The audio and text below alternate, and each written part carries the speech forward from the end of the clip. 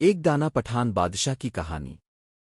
بہت عرصہ پہلے پہاڑوں کے درمیان واقع ایک خوبصورت ریاست پر ایک پٹھان بادشاہ حکمرانی کرتا تھا جس کا نام بادشاہ خیر الدین تھا۔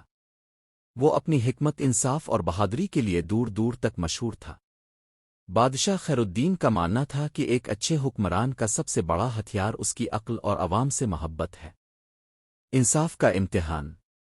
ایک دن دو قریبی گاؤں کے لوگ بادشاہ کے دربار میں حاضر ہوئے۔ ان کے درمیان ایک قدیم زمین کا جھگڑا چل رہا تھا۔ دونوں گاؤں کے سردار دعویٰ کر رہے تھے کہ وہ زمین ان کی ہے۔ یہ تنازع برسوں سے جاری تھا اور کئی پنچایتیں اسے حل کرنے میں ناکام رہی تھیں۔ بادشاہ خیر الدین نے دونوں فریقوں کی بات غور سے سنی اور کہا، میں تمہارے جھگڑے کا فیصلہ ایک دن میں نہیں کر سکتا۔ مجھے حقیقت جاننے کے لیے وقت چاہیے۔ اس نے حکم دیا کہ زمین کے درمیان ایک لکیر کھینچی جائے اور دونوں گاؤں کے لوگ مل کر وہاں فصل آگا۔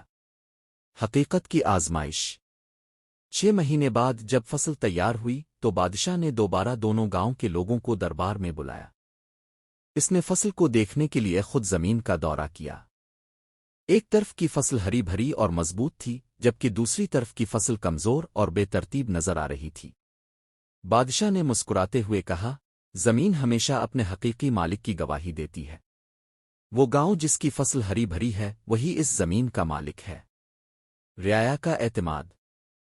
اس فیصلے سے سب حیران رہ گئے لیکن کسی نے کوئی اعتراض نہ کیا کیونکہ بادشاہ خیر الدین کا ہر فیصلہ حکمت اور انصاف پر مبنی ہوتا تھا۔ دونوں گاؤں کے لوگ مطمئن ہو کر واپس چلے گئے اور جھگڑا ہمیشہ کے لیے ختم ہو گیا۔ دانائی کا چرچا۔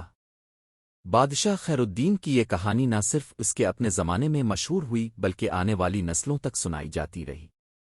لوگوں نے سیکھا کہ دانشمندی اور صبر سے ہر مسئلے کا حل نکالا جا سکتا ہے۔ یوں بادشاہ خیر الدین اپنی دانائی اور انصاف کے سبب تاریخ میں ہمیشہ یاد رکھا گیا۔